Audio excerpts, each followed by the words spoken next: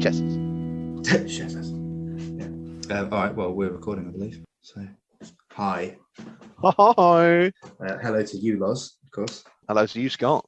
And hello to you, the listener. Hello, little listener.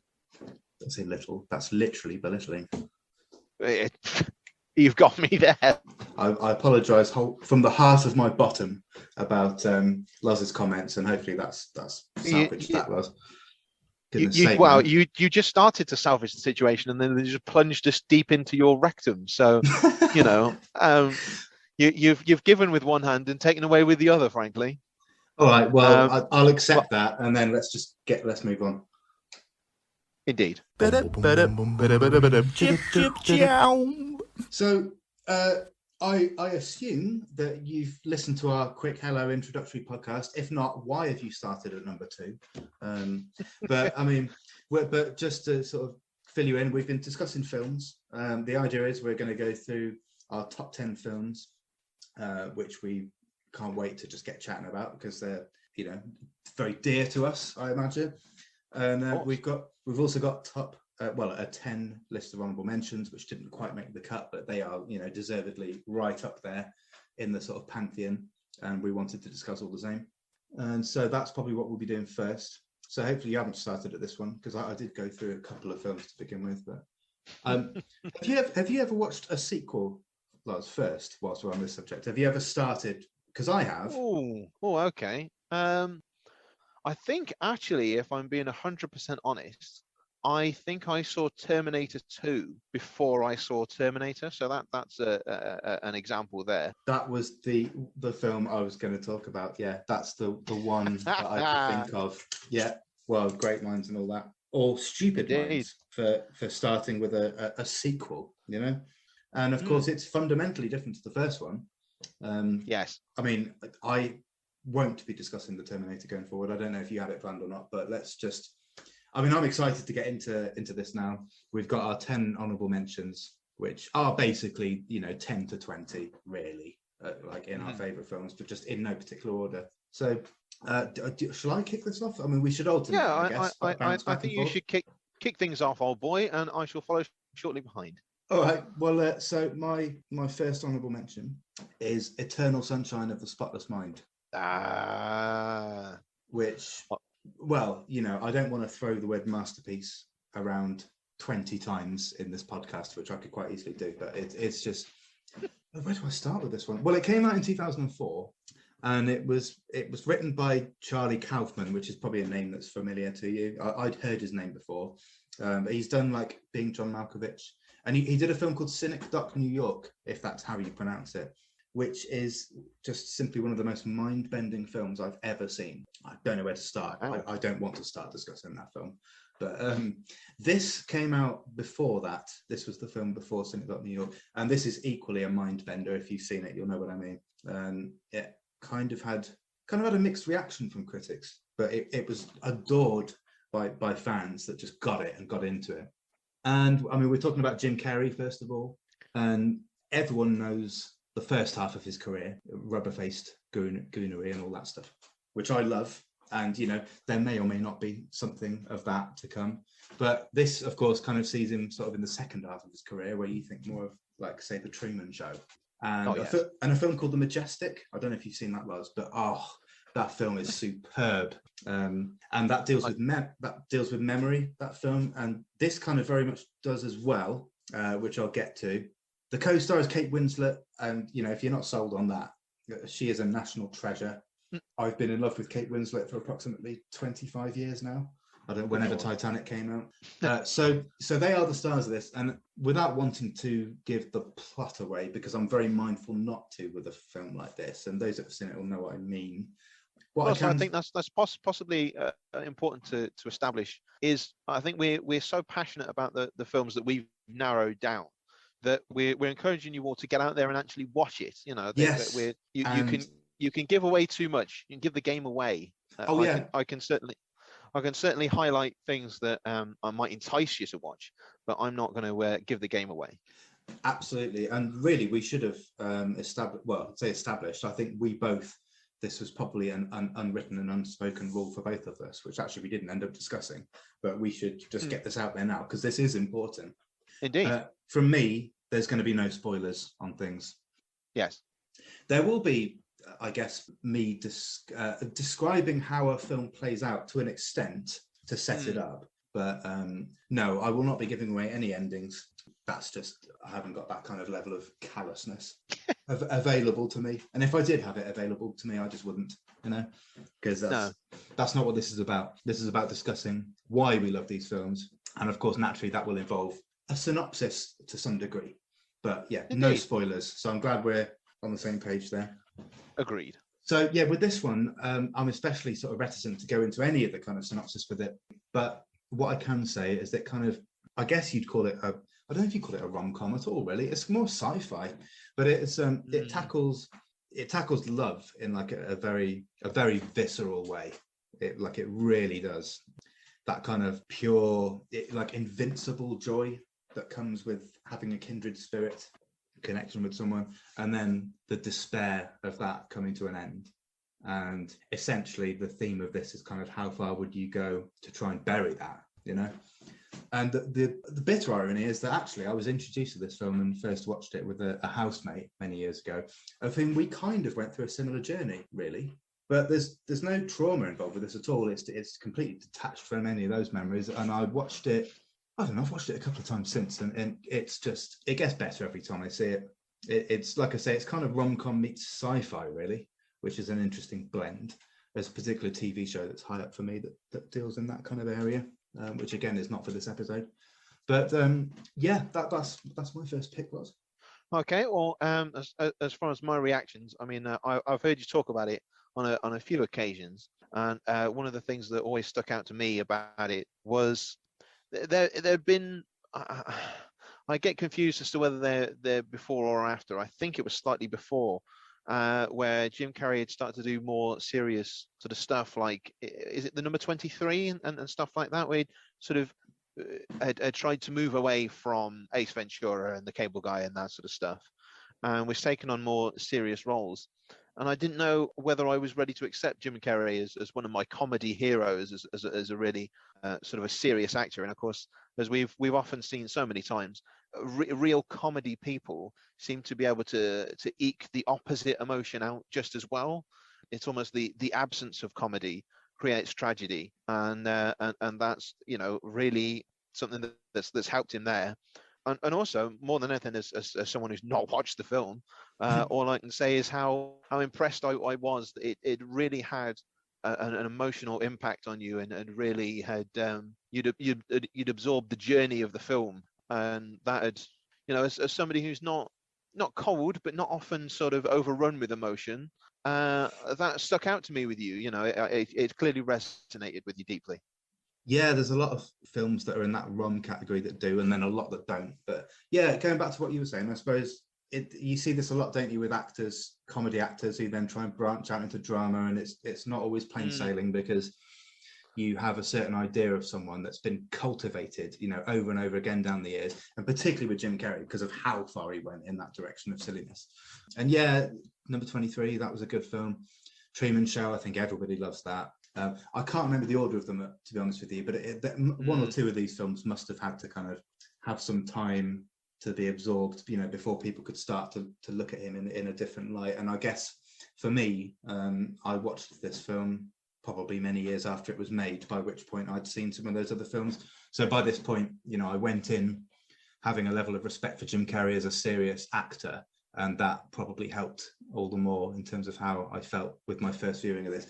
And there's going to be a lot of films I'll talk about where my first viewing was a very profound one, but never, they've not made the place in the list that they have just based on that nostalgia, from that one viewing alone. They're there on merit over multiple viewings, and the same applies for this one. So yeah, this is going on the list for us then, isn't it? There's one we'll have to watch at some point, or one that you need to watch. Yes, for sure. I shall click my pen and write this down. But the microphone I'm using is not particularly great. I apologise if that's evident to you, the listener. I will sort it out. So if me clicking, don't apologise to them. Apologise to me, if anything. I've got to stand next to this. Disgusting. I know that you'll just forget about it. Yeah, forget about it. Yeah, and I just took a sip of water as well, and I'm conscious that could be coming through in like sweeping, glorious stereo. Just a sound again that no one has asked for.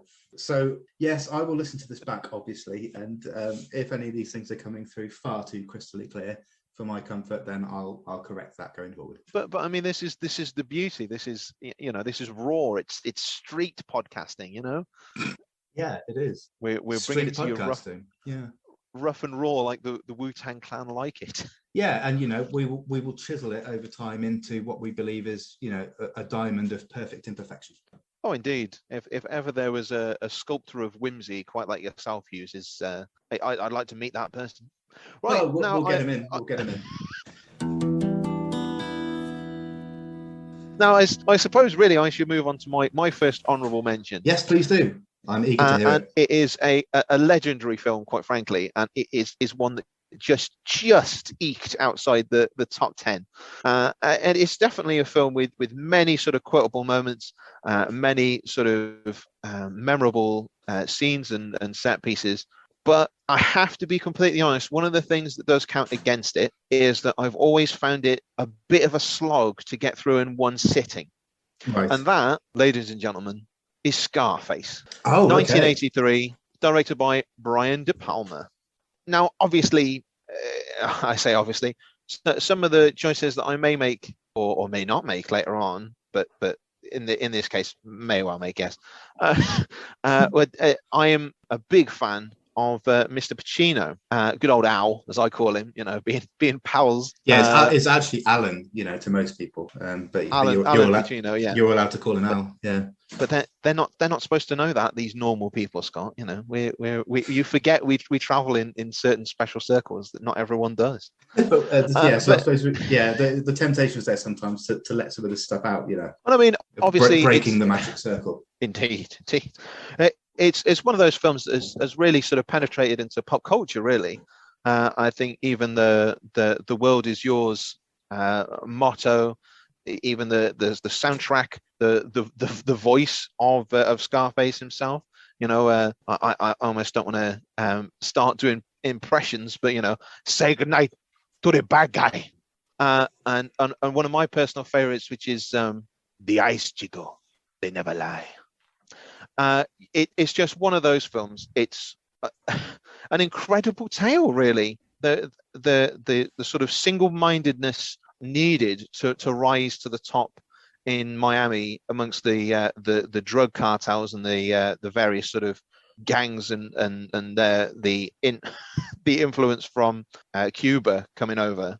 Tony Montana, he manages to make his way essentially to the top. But the real theme of the film is sort of how much are you willing to pay? How much is it willing to cost you to get where you want to be? Is it really worth it?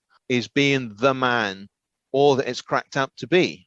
Yeah, I mean, the moment you mentioned it, I thought, wow, I didn't even think of Scarface. Yeah, I mean, that's in my collection, and I adore that film. And yeah, what you said is absolutely right. It's a lot of people will be like, oh, that's the cocaine film. And I'll be like, no, that's yes, but no, it's to me, it's what you said. It's got more to do with entrepreneurialism and making a name for yourself as it is about the line of work that he went down. And how many prices are you willing to pay along that journey? It's also one of a few films that I've introduced to people that weren't aware of it, or certainly hadn't watched it all the way through, or what have you. And one of the few films that had fairly universally ended with, yeah, that was pretty good, yeah. Yeah, I mean, it's a film that stays with you. It's a film that does everything that a long epic should do. And yeah, I think I've only seen it twice, but yeah, it's just superb, and it's Al Pacino at his best. Do you know who directed it? Sorry, Loz, or who was involved?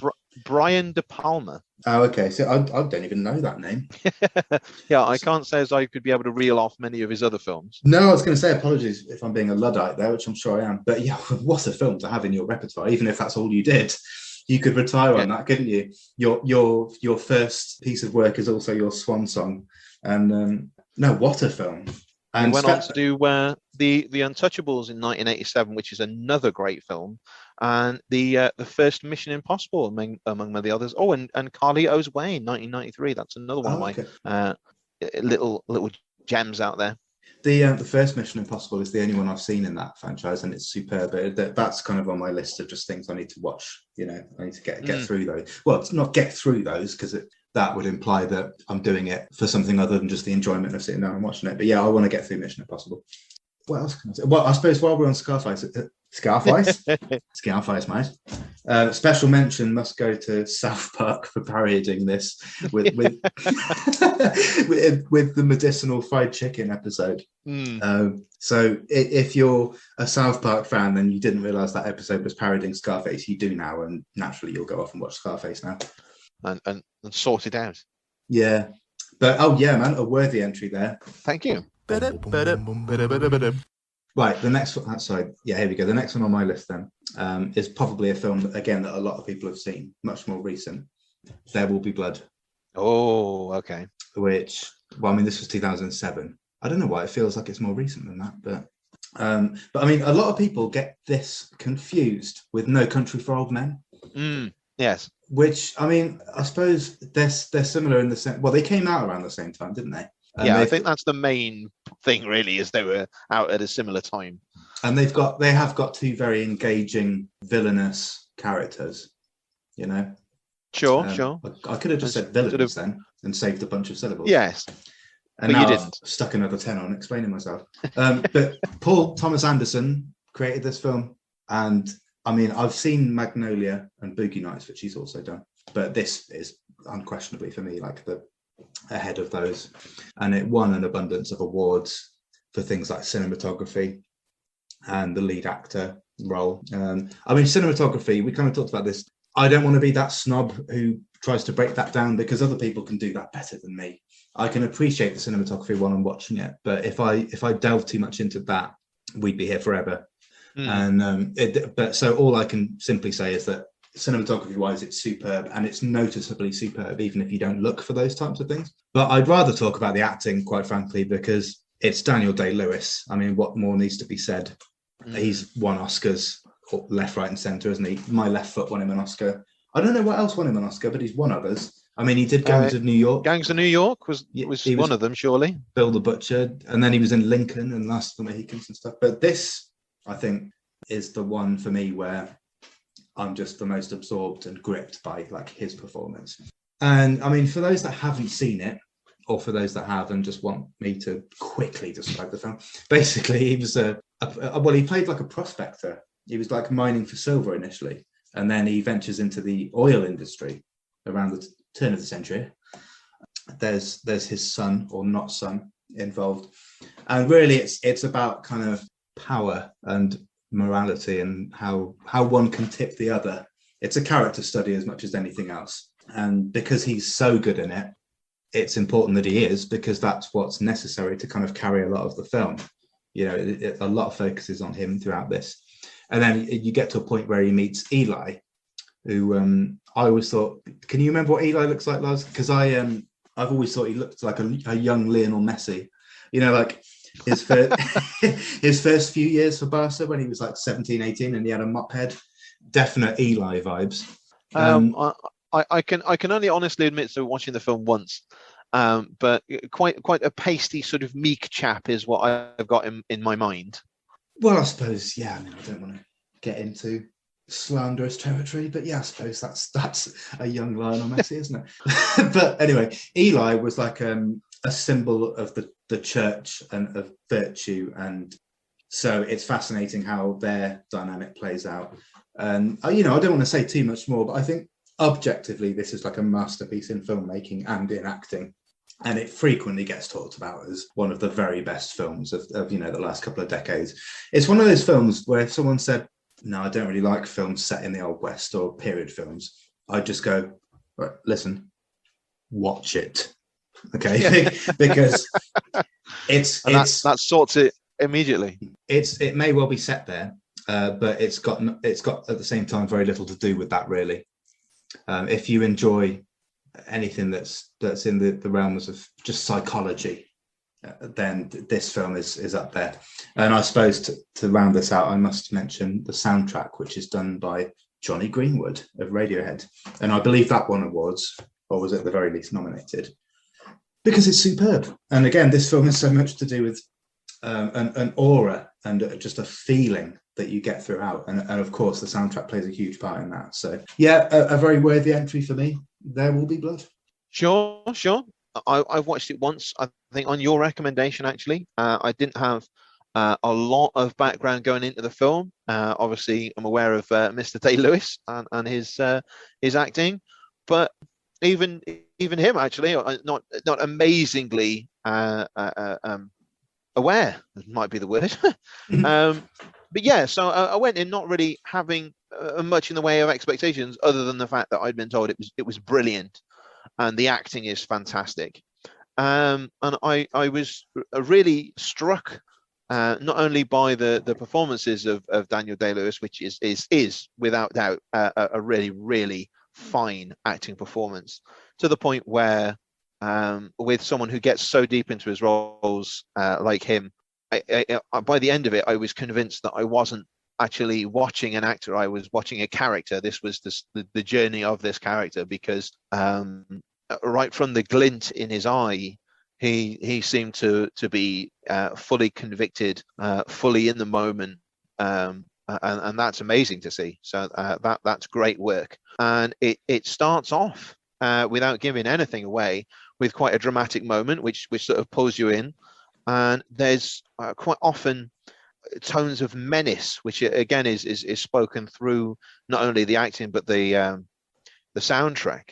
But I have to say it was one of those films, again, refusing to give anything away, that I walked away slightly confused and slightly disappointed. I am sort of a unique person in my own right, and there are undoubtedly, as me and Scott have said to each other on many occasions, there are films where the ending definitely either tops off nicely or leaves a bit of a bitter taste. And for me, yes, I know what you can be like with an ending. Yes, yeah. Either I'm satisfied with an ending, or I'm not, and that does rather poison the milk of the rest of it. But I must say, I can incredibly well made, incredibly well sort of directed and presented, and very gritty and realistic in places. But again, quite a realistic and well realized world. But yeah, I that's the only real criticism I can give, is when I sort of came to recollect at the end of the film, I was a bit disappointed, frankly. I can understand that. I almost half expected you to say that, and that's not to demerit or devalue your opinion. Good Lord. But yeah, I mean, for me, I don't think of the ending with this film. I just think of the whole piece and what the whole thing was doing. I mean, I remember in the introductory podcast, you said something about Geordies, and I was like, oh yeah, talking of Geordies. Well, basically, I don't think I actually explained myself there. They do a podcast which I listen to, which is called All the Right Movies, and their podcast lasts for like up to 2 hours, and they normally pick a different film each time, and there's just maybe 5-6 of these guys, and they just chat, and it's fantastic. And the level of detail, and they go into things and reveal things that I didn't know about some of my favorite films that have blown my mind. And sure. And here's the irony, right? I know that they either did this or they did No Country for Old Men. I can't remember which of the two it is, which kind of goes back to my first point. But I think they might have covered this film, because I mean, it's a film worth covering by those guys that love to deep dive into the minutiae of the cinematography and stuff like that. So yeah, well, that probably wraps that one up for me. Let's get into yours. Before you do, quick toilet break, if that's all right. Okay. Cheers. Chip, chip, chow. So let's just get straight on with it, shall we, Lars? What's your next one? I'm again eager to hear it. Okay. A mention of honor, number 2.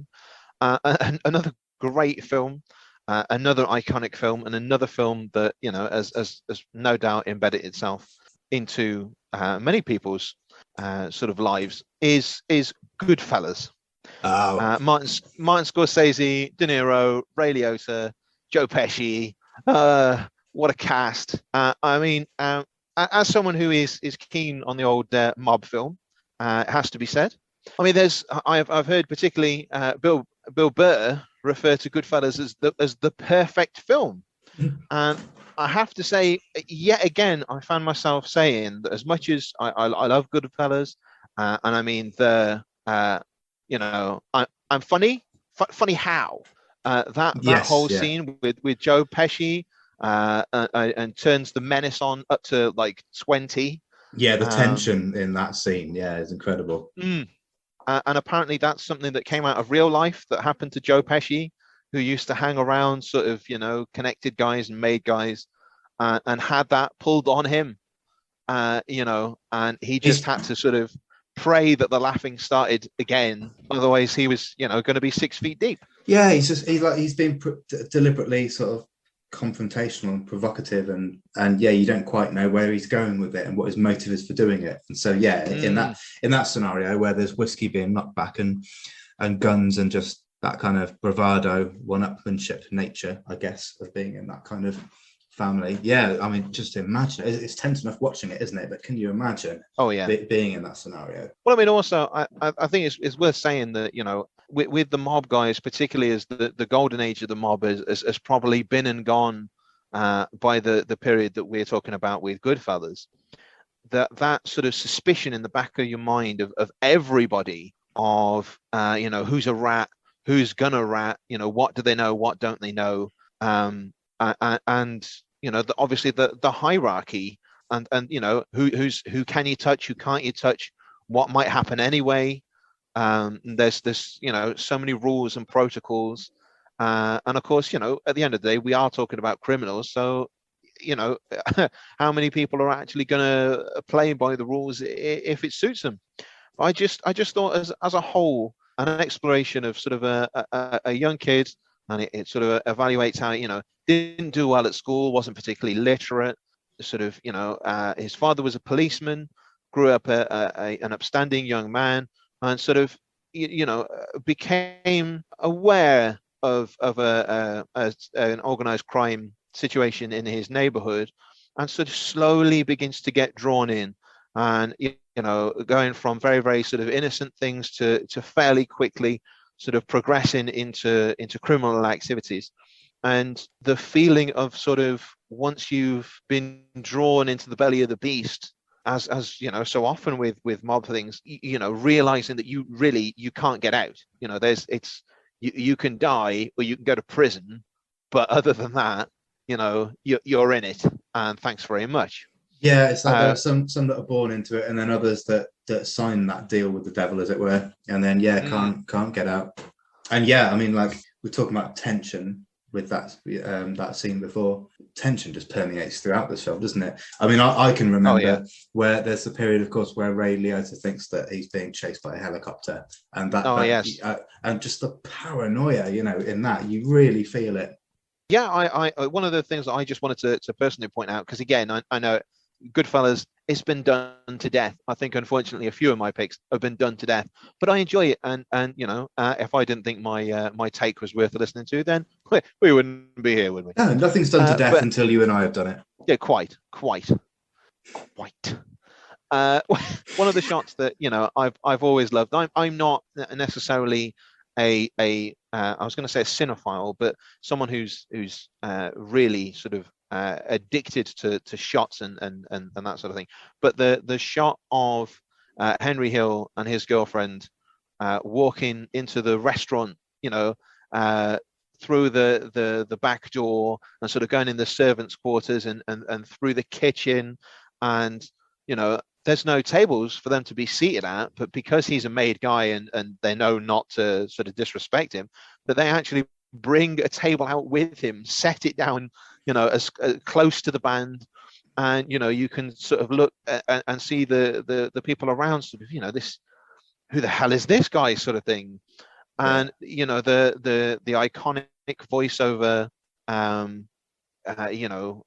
of Henry Hill sort of saying, why would I want to live any other way? You could be a regular Joe, you could be a schmuck and sort of work your 9 to 5 and take your piddling paycheck and live like a bum, or you could be somebody who was a mover and shaker, and get exactly what you wanted, to live this sort of, almost above the law lifestyle, and almost sort of achieve a level of notoriety and fame that, the average Joe would absolutely be dreaming of.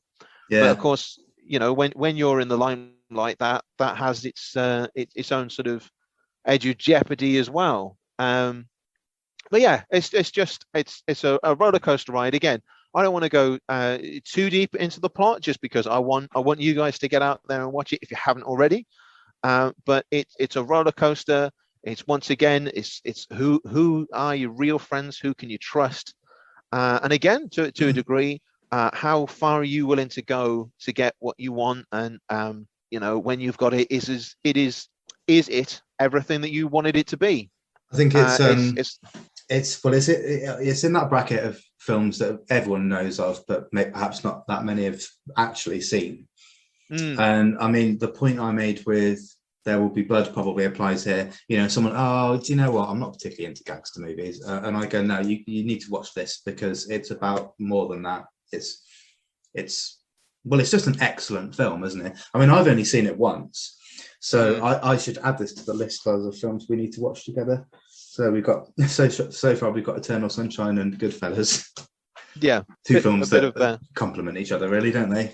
Back to back, for sure. Polar opposites. Yeah. Okay, cool. I've volleyed the ball over the net, and back to you, old. Yes, sports. Yeah, I've caught it glamorously as always.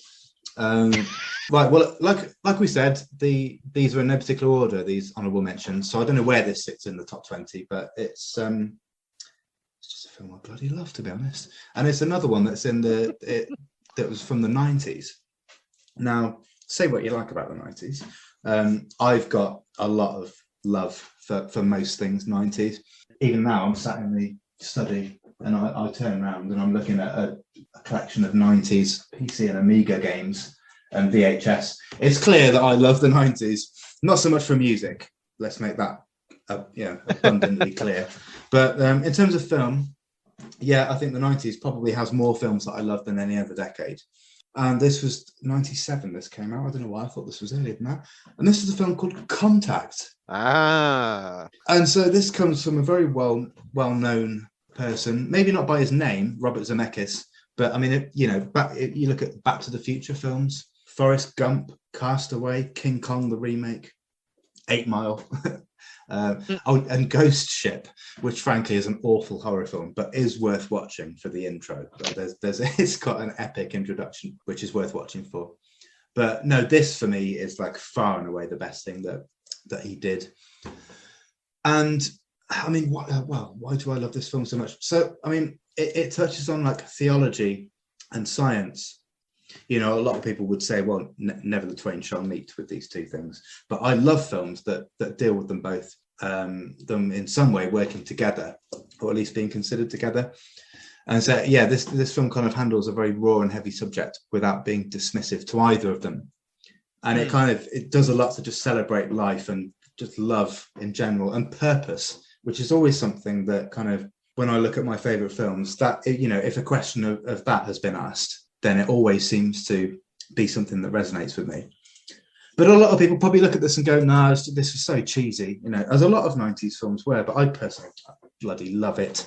I love the good and bad cheese of the 90s films, but this, I wouldn't even call this particularly cheesy, to be honest. But I mean, for those that aren't aware of this film, basically Jodie Foster is kind of at the forefront of a pioneering discovery of what may appear to be extraterrestrial life and contact.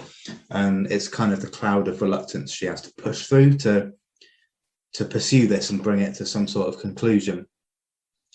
And it's kind of inspired by her recently deceased father, which kind of happens at the start of the film. And kind of that just bolsters her resolve and the sentiment behind what she's doing. And there's a scene at the start, I mean, which is really quite famous. We talk about cinematography.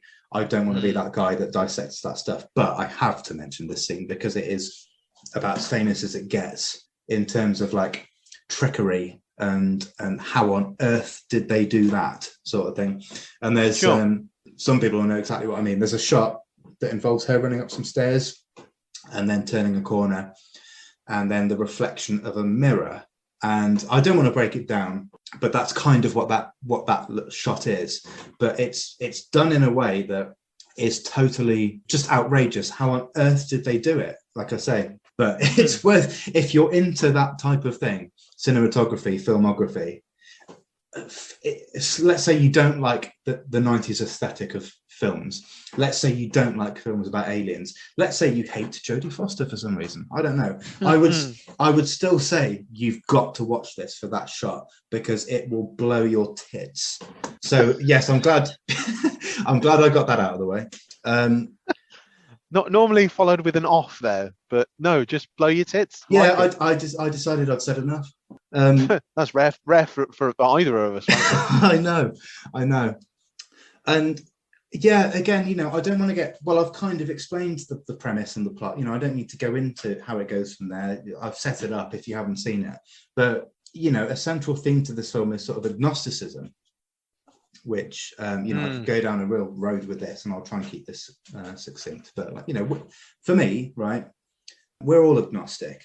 No one knows for sure. Anyone who thinks they do, without wanting to sound patronizing means to talk down to you, by the way. I've nicked Thanks for clarifying that. No, I've stole that joke from Inside Number 9. I can't take the credit there. No, anyone who thinks that they really do know, they believe. And the same applies to atheism. I believe science can help us to understand how the universe works, and indeed sort of the scope of it, but not the origin of it. For me, we're still putting trust in the unknown with that. And that's what this film is largely about. Like I say, it's not faith versus science. It very much celebrates the two and brings them together. And, that's not done enough in film. So this touches on some really profound things, this film. And it's kind of wrapped in this 90s style of filmmaking, which some find cheesy. And maybe that's why it's not still being talked about, this film, except by me.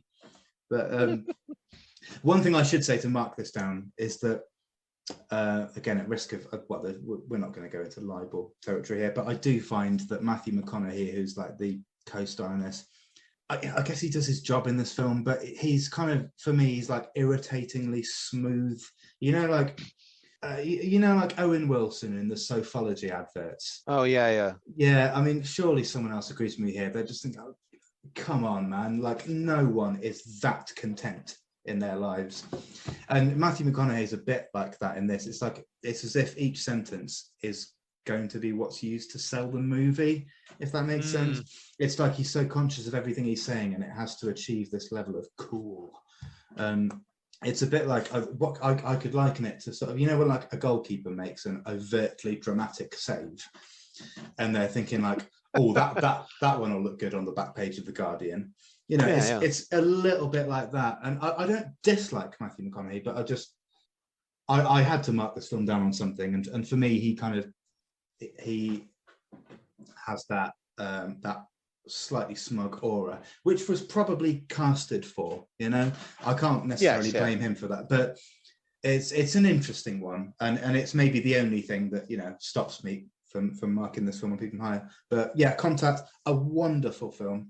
I think a lot of people I know look back on it as just quite dismissively. And I don't want to insult anyone's intelligence. It's not as if, oh, I have a higher state, of intelligence, and I took something from this film that you couldn't comprehend. That's not what I'm trying to say at all. But I think you do have to kind of look beyond that. Oh, I can't. Well, that not lens. That's not the word I'm thinking of. But it is kind of filtered by this 90s-ness, and that makes it. You've got to look beneath the surface. Yeah, and it's easy to lump it in with other films just based on that, because it's almost like it's following a formula. But that's just not the case at all. There's some really important, powerful things being said in this film, and I loved the way it ended as well. I really did. But I won't go into the ending because we're not going to go into endings. So, yes, Contact, and I could say more, but I've got to be mindful of time. Well, I was going to say, I can't really say too much, even if I wanted to, because I've not seen Contact. It's a film that I am vaguely aware of, really, and I'm mostly aware of it due to there's a part in South Park where Mr. Garrison essentially spoils the end. Spoilers for anyone watching or listening. I suppose technically both, because you'll be watching South Park.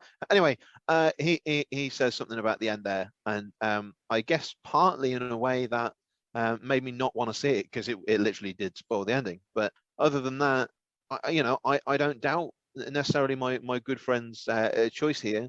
But that's another one for the list. It's another one that we're going to have to catch back up to, I think. Yeah, and Mr. Garrison brings up a point there of like, at what point do you assume people have just seen it? You know, at what point can you talk about things openly without ruining something? You know, famous case would be, is it Return of the Jedi, or whatever the second one is? In fact, that sentence alone will tell you that Star Wars isn't going to feature for me. But yeah, you know what I mean. Yes. Yeah. No.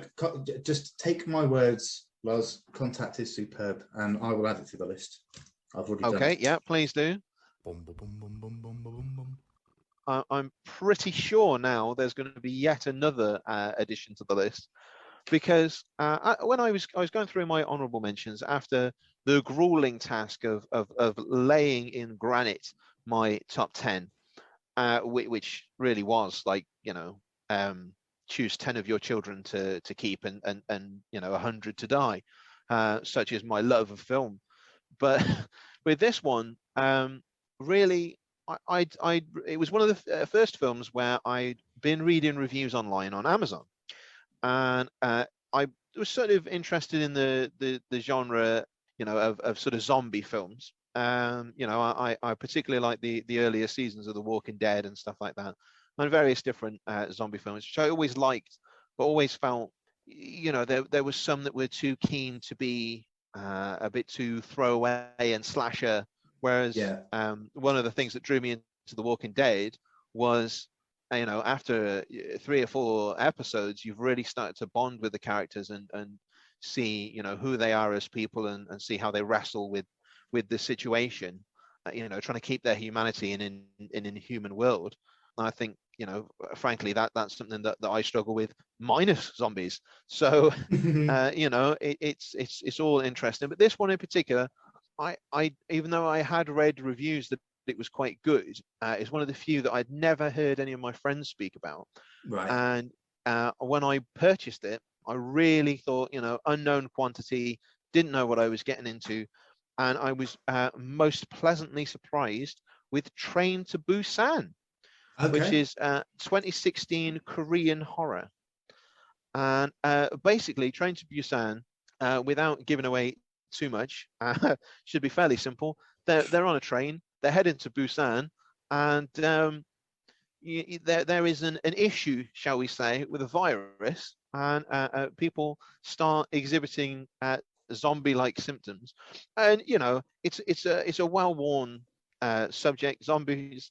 I often find myself frustrated with zombie films that need to sort of, really go sort of to, high ends with the gore, or that there needs to be gratuitous sort of zombie bashing, murdering scenes where someone's just mowing down waves of them with an M16 or something, I know. I think that's the consensus, that most zombie fans are going to get gratification from that, No, I haven't seen this film, but already I'm sold on it if it's taking a different approach.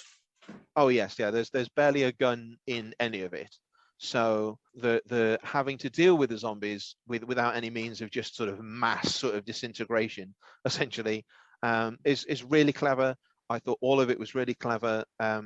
They did just enough of the setting up of the familial setting, the father and the daughter who are central to the story, and they're on the train to Busan to go and visit his now ex-wife and the mother of the child. And in the midst of this fairly sort of mundane journey, really, all this horrificness happens, and it was just a joy to behold, really, in as much as there were so many times that I thought, oh, this is the time where this happens. And not to say that subversion is always the best way to direct your film, but particularly when you've got well-worn tropes, it's always refreshing. Different ways to combat the zombies, different ways to think around the situation. Sometimes, you see, as I say, a situation you think, oh, okay, I know where this is going, and sometimes you're right. Not every story is going to be 100% something you've never seen before. Sure. But immensely satisfying without giving away too much, because I think, unfortunately, a little bit more, and I'm really going to start spoiling the broth with this one. Please don't. Please don't. Cause... Yeah, exactly. It's really entertaining, really fulfilling, very different, and that's what I like about it. I think it is subtitled as well.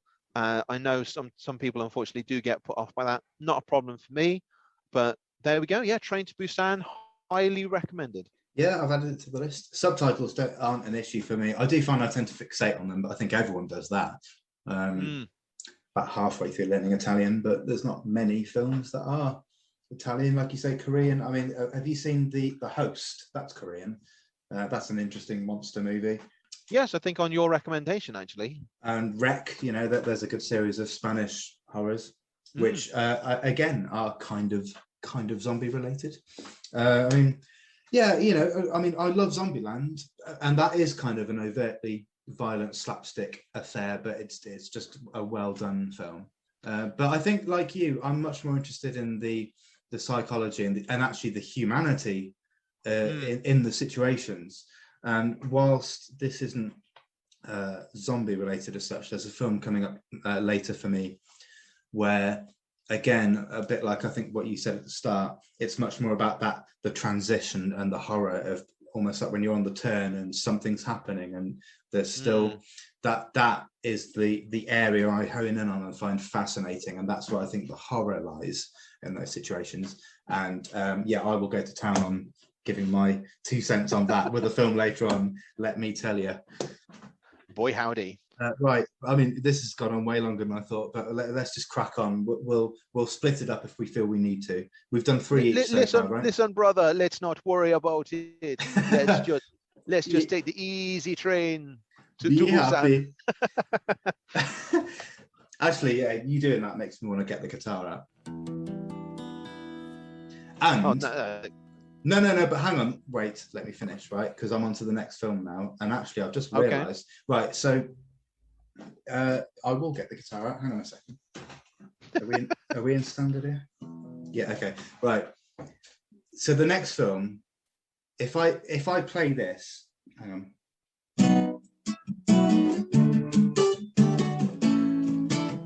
Do you recognise that? Bohemian Like You. Yeah, I won't. Yes, it is. Yeah, good. So point made. Yeah, I'll stop before we get copyrighted. Yes. Right, but no, there's a reason I played that, and it's because this has a lot to do with. So you recognise that song, right? Because there was a Vodafone advert at some point, maybe 2000. And I remember it coming out as a single. And like no one really knew that band before that, and then it kind of skyrocketed them to fame. And so that is basically what this film is about. It's called Dig. And it was 2004 it came out. I mean, I don't know what year that tune came out, but it's from an album called 13 Tales from Urban Bohemia, which is a classic. Basically, Dig is like a film about, well, it's not a documentary really, but it's kind of centrally about that fame, and it focuses on 2 bands and largely their 2 respective frontmen. So with the Dandy Warhols, you've got Courtney Taylor, and then with the Brian Jonestown Massacre, which is the other band, you've got Anton Newcomb. And so this film kind of follows the 2 of them on their respective paths with their respective bands. And then that tune happened, and all of a sudden Dandy Warhols were like on another level. And then it's kind of about what happens from there with these 2 bands. And if you haven't really heard much of either band, which I must say I am, in that category. I mean, Dandy Warhols these days don't really sound anything like they did back at that point. But prior to that album, which had that tune on it, they sounded quite a lot like the Brian Jonestown Massacre do, which are a lesser known band. And it's kind of how can I put it? Their music resonates on like a more primal level, almost like a lot of Indian music does. It's like goes straight for the soul rather than via the brain, and it's Sure. and it's very cult. I mean, a lot of people think cult means unpopular. That's not necessarily the case. It just means that there is a really devoted fan base, and that applies to this type of music. It's not mainstream, obviously. What's fascinating about this documentary is that a lot of people will have watched ones, let's say, like Hard Day's Night, or the Queen, or something about following the Stones around. And of course, that presents this greatly inflated, almost romantic idea of what it is to be in a band. And the reality is that that only applies to like those 0.003% of bands. And in this case, with the Dandy Warhols and Brian Jonestown Massacre, I mean, they've had moderate to high success, both of them. They are professional bands. They're on record labels, they're making albums. It's fascinating following them around touring and how it takes its toll with mental health, and of course, drugs are involved at times. And really, it's about these two frontmen who knew each other as close friends for many years, and they really did know each other.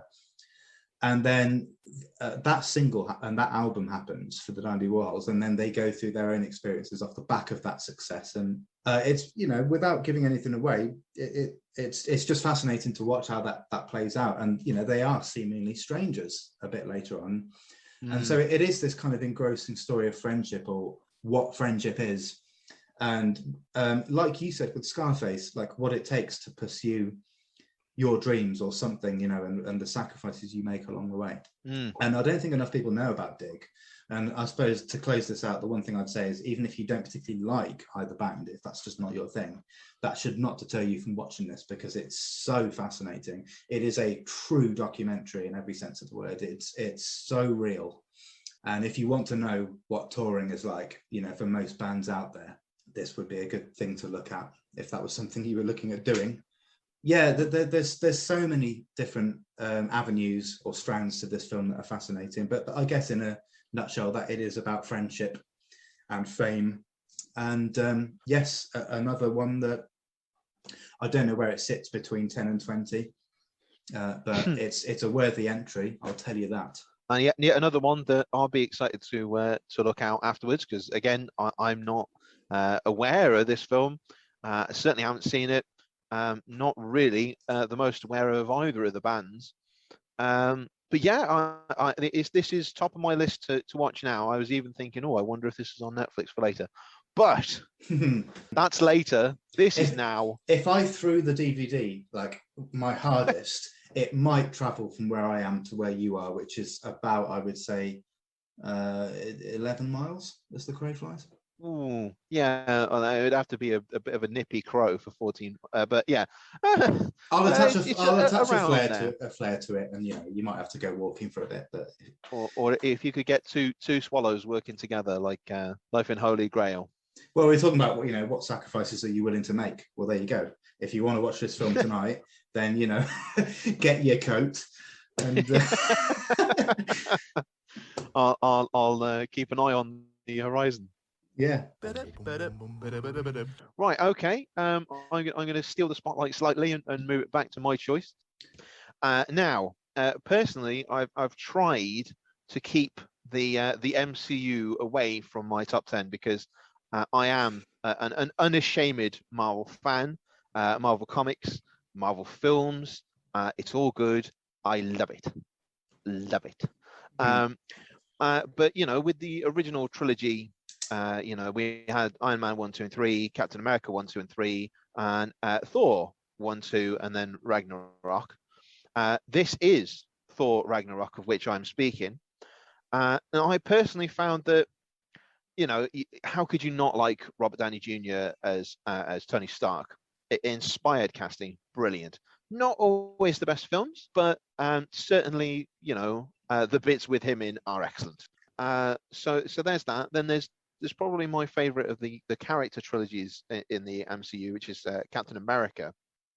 Really solid group of films, really character driven, just really interesting. I love Steve Rogers, Captain America. But Thor, the first Thor, I enjoyed it. It was a good sort of origin story. I think the firsts of a lot of the Marvel films somewhat maligned now because they had to lay the groundwork. But in so many films and films like this, where sort of one builds upon another, the groundwork needed to be laid so that sort of further films could progress on.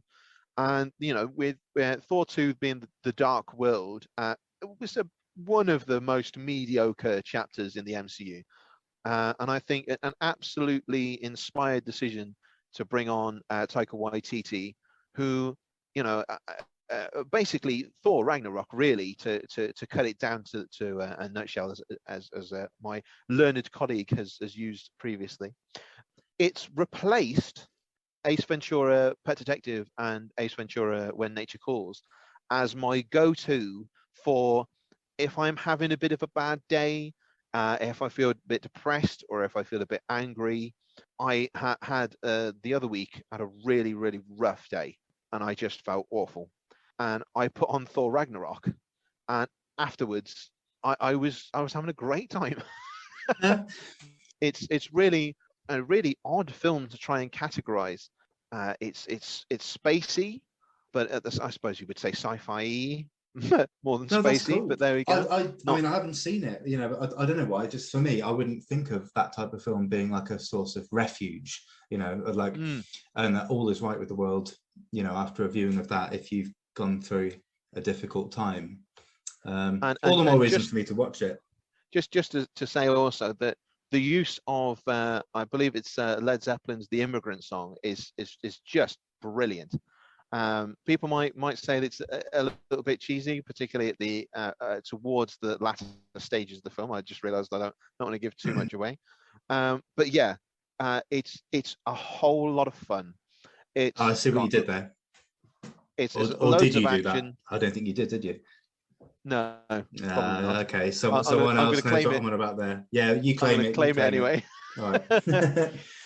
But yeah, when you've got basically it's a reinvention of the character in many respects. It's actually a character destruction and then a building back up, an analysis of the character and what makes him tick, what really counts to him. Who is he when he's under pressure? Thor's always been a fairly entitled character. He's the Prince of Asgard. He's Odin's son, and eventual heir to the throne should anything ever happen to Odin. And that's always sort of given him a bit of an entitled behavior. And so in Ragnarok, really, you see Thor transported off to a far off land where his abilities aren't necessarily that special, and he finds himself on the bottom rung. And as I say, it's really a crazy film. There's so much color. That you've got a cameo from Jeff Goldblum, which is just spectacular. Well, he's going to get discussed again, isn't he, at some point during this? I'm happy to hear his name already. Exactly. You bet your sweet Bippy he's going to show up again. But yeah, just as I say, I don't want to go too much more into it because it is a delight, an absolute delight.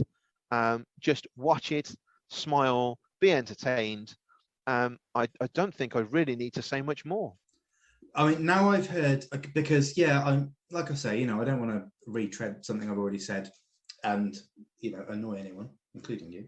But I've been to, for example, Marvel Superhero Island in Universal Studios, and I loved that. But I think that was largely to do with the fact roller coasters were involved.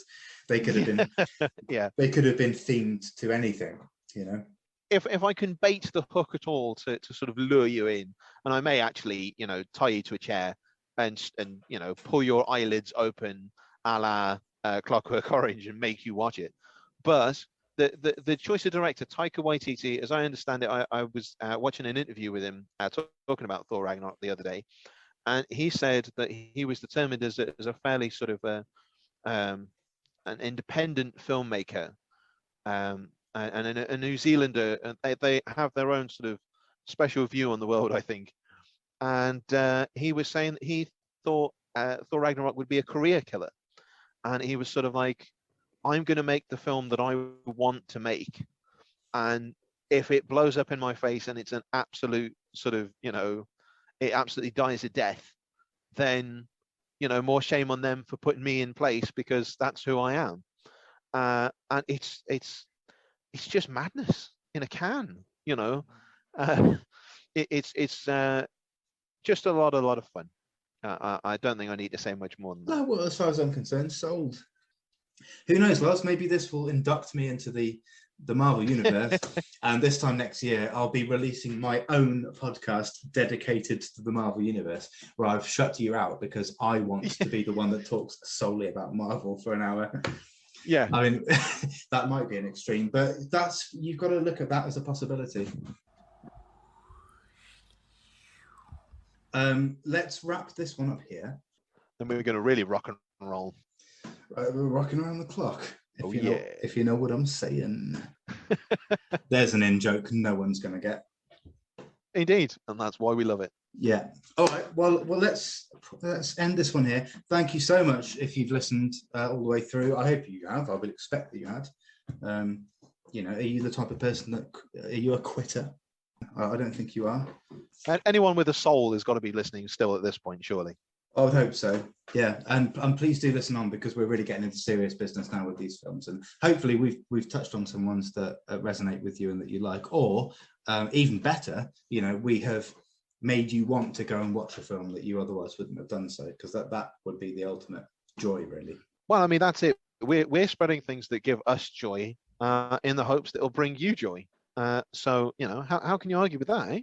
Yeah, exactly. And it's only going to get, more intense from here as we really crank up like the greatest pieces of work or greatest works of all time. So Indeed. Thank you very much for listening, and we'll see you in the next one. So it's goodbye from me. And goodbye from me. And it's goodbye to you as well, Lars. See you soon. Ta-ra. Ta-ra. Chip, chip, chow.